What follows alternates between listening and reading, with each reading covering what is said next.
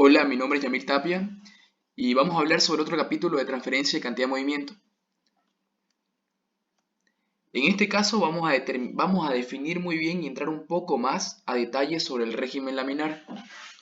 En primera instancia vamos a definir qué es cantidad de movimiento. Después vamos a especificar sobre el régimen laminar, su comportamiento y la aplicación de la ley de Newton para un régimen laminar. En el comportamiento, por favor, quiero que me tome mucha atención a eso. En la primera instancia me dice, probar que la cantidad de movimiento por unidad de tiempo tiene las mismas dimensiones que la fuerza. Entonces, primero tenemos que pensar, ¿qué es cantidad de movimiento? Sabemos nosotros que cantidad de movimiento se define como el producto de la masa de un cuerpo por la velocidad que tiene. Entonces vamos a hacer esta demostración. Lo que a mí me pide es demostrar que la cantidad de movimiento por unidad de tiempo tiene las mismas dimensiones que la fuerza. Entonces yo, debido a la definición, puedo decir, en vez de poner cantidad de movimiento, voy a poner masa por velocidad. Y voy viendo qué unidades tiene cada una de las siguientes variables. La masa en el sistema internacional se mide en kilogramos. La velocidad de un cuerpo en metros sobre segundo. Y el tiempo en segundo. Entonces, si nosotros acomodamos esto, ¿qué nos queda? Que la cantidad de movimiento por unidad de tiempo va a estar en kilogramos por metro sobre segundo al cuadrado. Y si recordamos muy bien, esto es como decir masa por aceleración. Y sabemos que kilogramos por metro sobre segundo al cuadrado equivale a newton. Y como habíamos dicho antes, masa por aceleración es fuerza. Entonces sabemos que ahora newton es una unidad de fuerza. Entonces queda demostrado que la cantidad de movimiento por unidad de tiempo tiene las mismas unidades que la fuerza. Como segundo problema a tomar en cuenta es el siguiente. Para el flujo tangencial de un fluido incompresible en el espacio comprendido entre dos cilindros verticales coaxiales, cuando el cilindro exterior gira con una velocidad angular, y me da ese símbolo de la velocidad angular, considerando efectos finales despreciables y estado estacionario, dibuje el perfil de la velocidad local y además de eso, especifique cuáles son las condiciones límites para evaluar, sabiendo que la velocidad local B su phi es igual a el símbolo de la velocidad angular por radio. Entonces lo primero que tenemos que hacer es dibujar el perfil de velocidades.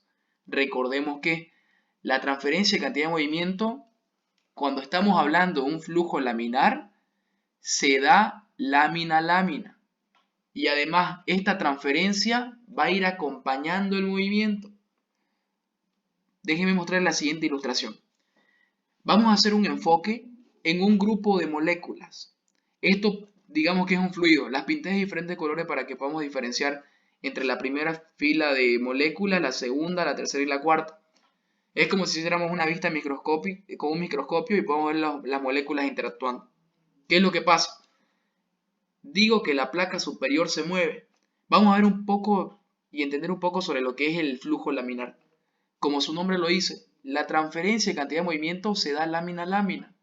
Quiere decir que como el sólido se está moviendo, a esa misma velocidad se van a mover las otras moléculas, las que están en su interfase. Y estas le van a transferir ese movimiento a las que están en la lámina de abajo. Entonces, estas también se van a mover, la segunda fila. Y además, esas también le van a transferir el movimiento a la lámina que está por debajo. Y así sucesivamente. Lámina a lámina se va transfiriendo la cantidad de movimiento. Pero esta transferencia de cantidad de movimiento va describiendo una figura parecida a la superficie que tiene en contacto. Por ejemplo, si esta es una superficie horizontal, vamos viendo cómo se va formando la forma de una parábola. Entonces ahí ya vemos más o menos la explicación de por qué el flujo laminar tiene forma parabólica. A medida que esta transferencia va avanzando de fila en fila, la transferencia de cantidad de movimiento es menor. ¿Por qué? Puede ser porque sean las pérdidas de fricción, por el roce entre cada molécula y eso. Pero lo que quiero que quede bien en claro es que en el flujo laminar la cantidad de movimiento se transfiere de lámina a lámina. Es un movimiento súper ordenado. lámina a lámina se va moviendo. Entonces, siguiendo ese ejemplo, vamos a ver qué pasa con el cilindro. No nos olvidemos que el fluido se encuentra en esta región, en la región de la corona, del anillo. Entonces, dentro de ese cilindro, de esos dos cilindros, está circulando fluido. Sabemos nosotros que el cilindro que se mueve es el que está en la parte exterior. Entonces, vamos a imaginar que todos van a seguir esa misma trayectoria. Decíamos que la transferencia de cantidad de movimiento se da acompañando al mismo. Entonces, si la superficie es circular, el movimiento de las láminas va a ser también circular. Así. Ahora, vamos a definir el perfil de velocidades. Como estamos en una circunferencia, no podemos tomar coordenadas rectangulares, tenemos que analizar coordenadas polares.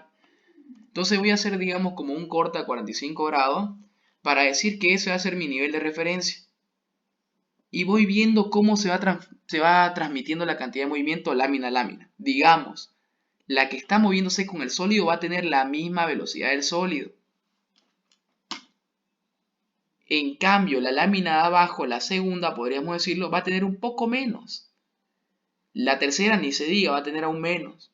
Y así sucesivamente. Vamos viendo entonces cómo la velocidad va bajando a medida que se acerca al centro. Entonces, ¿qué tipo de figura me va a describir? Más o menos así.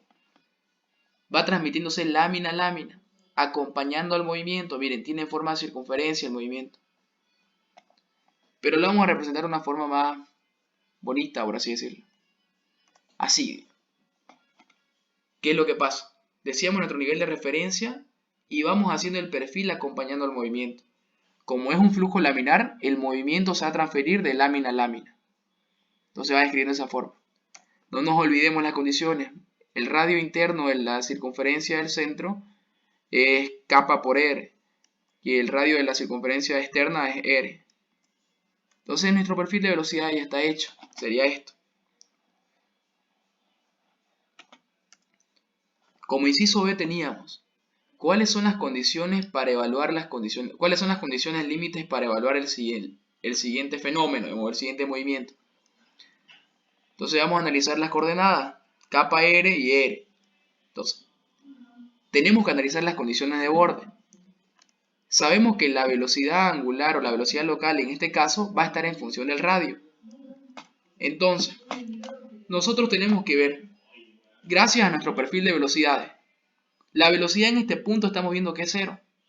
¿Cuánto tiene que valer el radio para que la velocidad sea 0 entonces? Vemos que la distancia va a coincidir con kappa por r. Entonces podemos decir que la velocidad local es 0 cuando el radio vale kappa por r. Y cuando la velocidad es máxima. Entonces me fijo en el perfil de velocidades y digo que acá la velocidad es máxima. ¿Cuánto tiene que ser la distancia para que esa velocidad sea máxima? Entonces veo que coincide con el radio exterior. Y el radio exterior vale r, r mayúscula. Entonces de esa manera nosotros ya podemos definir lo que es un poco el régimen laminar, el perfil de velocidades en ese caso, siempre recordando que este perfil tiene que ir acompañando al movimiento. Como tercera pregunta me dice, considere el siguiente sistema de la figura, en el que la varilla cilíndrica se mueve con una velocidad v. La varilla y el cilindro son coaxiales, es decir, que comparten el mismo centro. El radio externo de la varilla es kappa r y el radio del cilindro es r. Dibuje el perfil de velocidad correspondiente en estado estacionario y determine las condiciones límite para evaluar la velocidad. Entonces la gráfica me dice que tengo un anillo en el cual ambos cilindros comparten el mismo centro y demás. Entonces vamos a ponernos a analizar. Analicemos el caso. Nosotros sabemos que el esfuerzo de corte va a ser igual a fuerza por unidad de área. Lo que vamos a ver en este caso es la relación de las áreas. Vamos viendo que el área del primer cilindro del centro, cómo es en comparación al área del segundo cilindro. ¿Para qué hacemos esto? Lo que pasa es que vamos a analizar el esfuerzo de corte que va a estar sobre esta pared y el esfuerzo de corte que va a estar sobre esta otra pared. ¿Por qué? Porque no va a tener el mismo comportamiento debido a que debido a que las áreas son diferentes. Entonces, ya vemos la diferencia. área 1 es el área de este cilindro, que es menor al área del cilindro externo. Entonces podemos decir que área 1 es menor a área 2. Y vemos que según la definición, el esfuerzo de corte es inversamente proporcional al área. Entonces, si el área 1 es menor, el esfuerzo de corte 1 es mayor que el esfuerzo de corte 2. Y como el esfuerzo de corte es proporcional al gradiente de velocidades, quiere decir que al tener un mayor gradiente de velocidades, la transferencia de cantidad de movimiento se va a dar más rápidamente. No va a ser la misma, no va a tener el mismo comportamiento cómo se transfieren las láminas acá arriba a cómo se transfiere la velocidad en la lámina de acá abajo, o en la lámina del centro, perdón. Debido a que, como presentan diferente área, el esfuerzo de corte va a ser distinto y por lo tanto el gradiente de velocidad, o sea, la rapidez con la que se transfiere la cantidad de movimiento va a ser distinta. ¿Qué es lo que sucede? Uno podría decir, según las condiciones límite, el fluido está por acá, por el anillo. Puede decir, ambas paredes no se mueven, entonces va a tener forma de parábola completa.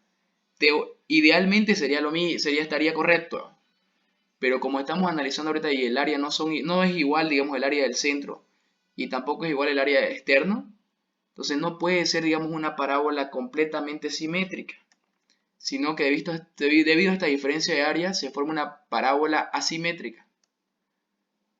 Aquí dice mayor gradiente, entonces mayor transferencia. Entonces vemos que el perfil de velocidades de dentro del cilindro o dentro del anillo va cambiando. ¿Debido a qué? A que el área 1 presenta un mayor esfuerzo de corte que en el cilindro externo. La transferencia se realiza de una forma más rápida. Y aquí mismo lo podemos ver. Cuando analizamos el esfuerzo de corte, estamos viendo que el valor que tiene el esfuerzo de corte en la superficie externa del cilindro es menor al esfuerzo de corte que está acá. Todo esto debido a la diferencia de áreas. Como inciso B tenía, determine las condiciones límite para evaluar la velocidad. Entonces tenemos que analizar las condiciones límite. Las condiciones límite siempre son cuando la velocidad es cero y cuando la velocidad es máxima. En este caso, vamos a ver. La velocidad local es máxima cuando, como yo no sé en qué punto la parábola es asimétrica, puedo decir que esa distancia va a ser igual a una constante por, o sea, dos variables. Radio y aquí le puse lambda. Entonces voy a decir, porque yo no sé exactamente dónde está ese lambda. Sé que la parábola tiene forma simétrica, pero no sé con exactitud en qué parte de la parábola, en qué parte o qué distancia me encuentro realmente. Entonces le pongo una variable. Entonces puedo decir que la velocidad máxima se alcanza cuando la distancia equivale a lambda por r. Y cuando la velocidad es cero. Entonces veo en mi perfil el esfuerzo de corte. Mi primer velocidad local es cero cuando vale kappa por radio.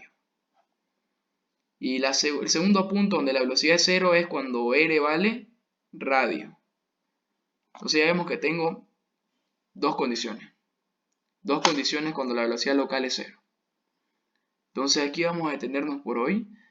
Y cualquier duda que tengan me la hacen saber. Si no se entendió muy bien esto, lo del perfil de velocidad dentro de un cilindro también, por favor me hacen llegar los mensajes y ya lo vemos.